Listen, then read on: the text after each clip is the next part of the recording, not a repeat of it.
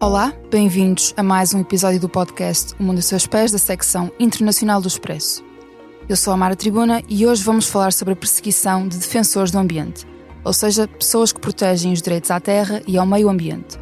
Estamos a falar de ativistas, agricultores e indígenas, por exemplo. No ano passado, houve pelo menos 142 defensores do ambiente que foram mortos e 4 que desapareceram, segundo o relatório da Global Witness, uma organização não-governamental que se foca nos direitos humanos e na crise climática. Mais de 80% dos casos ocorreram na América Latina e o Brasil, nação irmã de Portugal, é o quarto país mais perigoso para defensores de questões ambientais. Para nos falar sobre este assunto, temos connosco hoje Adriana Ramos, secretária executiva do Instituto Socioambiental, uma organização que trabalha junto de comunidades indígenas, quilombolas, descendentes de escravos e extrativistas, pessoas que vivem da extração de recursos naturais. Obrigada por ter aceitado o nosso convite, Adriana. Muito obrigada a vocês pelo convite e agradeço a oportunidade de estar aqui. A edição técnica deste episódio é de João Martins.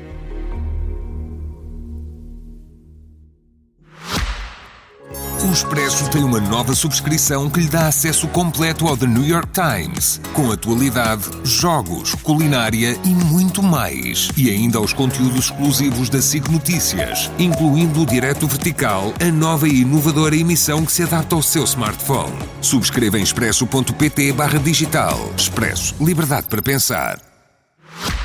Adriana, antes de nos debruçarmos sobre o tema, eu queria pedir-lhe para apresentar, em traços gerais, o Instituto Socioambiental, só para os nossos ouvintes ficarem a par. O que é que faz o ISA? Bom, o Instituto Socioambiental é uma organização de 30 anos e que tem trabalhado em parceria com povos indígenas, com comunidades quilombolas, que são afrodescendentes, né, e outras comunidades tradicionais no Brasil, no desenvolvimento de soluções sustentáveis, e trabalhamos muito na defesa dos direitos dessas populações. Quando falamos da perseguição dos chamados defensores do ambiente, estamos a falar de pessoas que foram atacadas depois de se manifestarem ou tomarem medidas para defender o seu direito à terra e um ambiente limpo, saudável e sustentável. Muitos opunham-se a projetos prejudiciais para a natureza, como a mineração, a desflorestação e a agricultura intensiva, e outros denunciavam problemas estruturais, como a desigualdade na distribuição de terras, a destruição ambiental e o crime organizado. O relatório da Global Witness saiu neste mês de setembro e mostra que a Colômbia é o país mais perigoso para defensores ambientais. 48 foram assassinados no ano passado, seguindo-se a Guatemala, 20 homicídios, o México, 19 e o Brasil, com 12. Adriana, surpreende-a que o Brasil esteja em quarto lugar? Não surpreende porque, infelizmente, nós já estamos há alguns anos nesse ranking de sermos um dos países perigosos para defensores ambientais. E também, infelizmente, não surpreende porque as lideranças políticas do setor rural no Brasil, elas são aquelas que puxam os ataques aos povos indígenas, principalmente dentro do Congresso Nacional, nos seus discursos. Então, a violência que se reflete em campo, ela está associada a uma violência política de ameaça aos direitos, destituição desses direitos, que tem sido liderada, infelizmente, pela classe política no Brasil. Esta violência é motivada por quê? Ou seja, quem é que comete estes crimes e quais são as razões? Bom, a maior parte dos crimes, como você mesmo já disse, está associada a disputas por terra, por territórios e recursos naturais. E eles, no geral, são perpetrados por essas mesmas pessoas que estão em campo realizando as invasões, realizando a exploração ilegal de madeira, o garimpo ilegal, mas também muitas vezes são lideranças desses setores rurais que têm uma participação maior como movimentos sociais e que acabam tendo embates também com políticos das suas regiões, né? Então, o uso de recursos, a denúncia de crimes ambientais, elas acabam motivando situações de conflito e que levam a esses crimes. Lamentavelmente, muitos deles ficam sem serem investigados para que a responsabilização chegue naquelas pessoas que muitas vezes estão nos seus gabinetes como mandantes, mas que acabam não aparecendo e também não sofrendo as consequências desses crimes. E a Adriana falou do garimpo, e só para os nossos ouvintes saberem o que é a exploração ilegal de minério e de metais. Pronto, e é conhecido assim no Brasil. E também há um outro termo que é mais usado no Brasil, que é a grilagem, que é a posse ilegal de terras através de documentos falsos. E se eu estiver errado ou se precisar de mais contexto, a Adriana também pode acrescentar. Não, é isso mesmo. A grilagem é o roubo de terra e acontece muito quando as comunidades tradicionais, os povos indígenas, ainda não tiveram os seus direitos territoriais reconhecidos pelo Estado e elas acabam sendo, muitas vezes, expulsas dos seus territórios e, às vezes, na defesa desses territórios, acabam perecendo. E há pouco também mencionei os agricultores, os indígenas, os quilombolas e os extrativistas. Qual é o papel e a importância destas comunidades tradicionais, locais, na conservação do ambiente e das áreas protegidas do Brasil? Bom, os povos e comunidades tradicionais no Brasil são uma diversidade imensa de culturas, de modos de vida e de modos de gerir seus territórios, com um conhecimento aprofundado sobre esses territórios. Especialmente quando a gente pensa nas regiões florestais, por exemplo, como a Amazônia, né, que é uma floresta habitada por esses povos, mantida por esses povos, e até, como mostram hoje estudos arqueológicos, cultivada por esses povos. A Amazônia já tem um reconhecimento internacional da sua importância como uma região para o equilíbrio climático global, uma vez que ela é a maior área de floresta tropical contínua do planeta.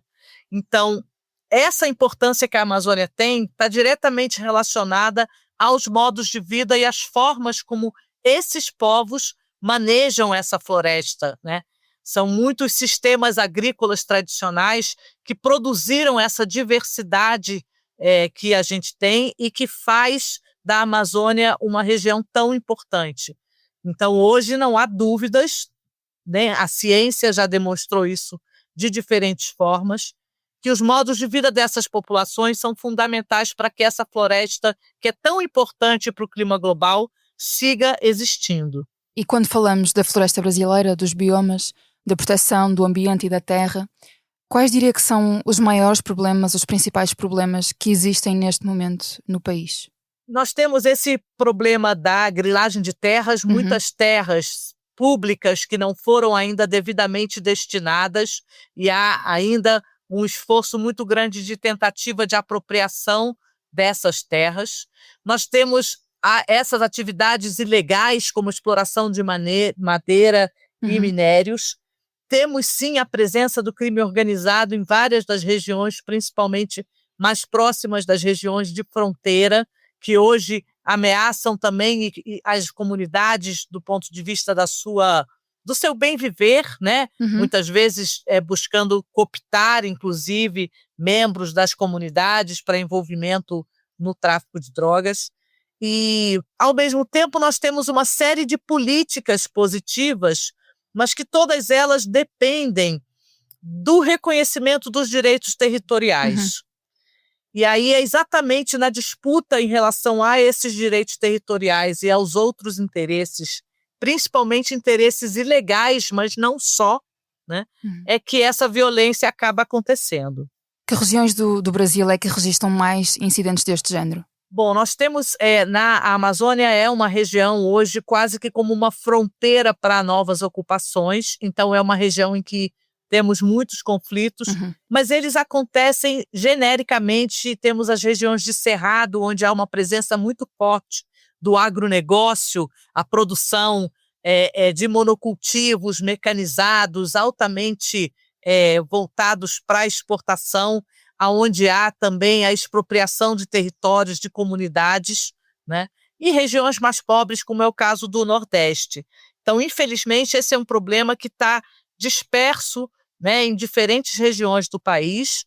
Claro que, a depender da proximidade para grandes centros ou não, você tem, inclusive, um efeito e uma reverberação dessa violência, desses assassinatos, que é muito diferente. Então, em alguns lugares tem mais informação e você tem uma presença de forças de segurança maior, e há lugares em que você tem menos informação e muitas vezes, lamentavelmente, a gente vê isso muito em regiões como o Mato Grosso do Sul, em relação, por exemplo, à população indígena Guarani Kaiowá, em que você tem muitas vezes a própria associação das forças de segurança com interesses escusos que acabam, ao invés de proteger as comunidades, promovendo mais violência contra as comunidades.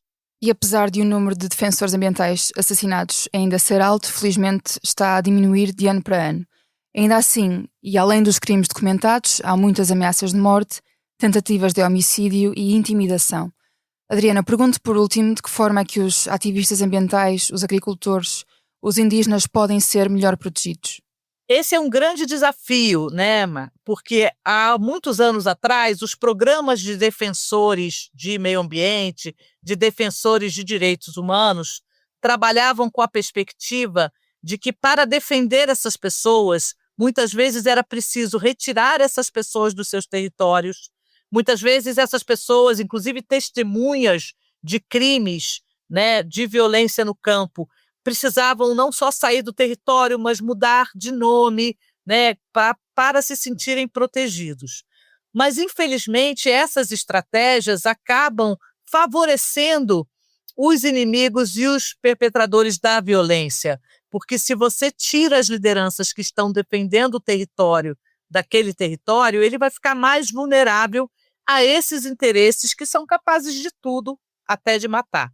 Então, hoje, o mais importante na defesa dessas populações é garantir as condições de proteger os territórios e de dar consequência à luta desses defensores. Então, no sentido de ter políticas públicas de proteção territorial que garantam às comunidades a possibilidade de monitorar, manejar o seu território, se proteger, fazer alianças com setores públicos para que os territórios não sejam ameaçados. A gente vê que há muitas comunidades, por exemplo, desenvolvendo sistemas de monitoramento remoto, né, fazendo denúncias a partir de monitoramento que é feito por imagens de satélite, por drones, e produzindo ali denúncias e evidências que fortaleçam a ação do poder público para coibir os crimes ambientais.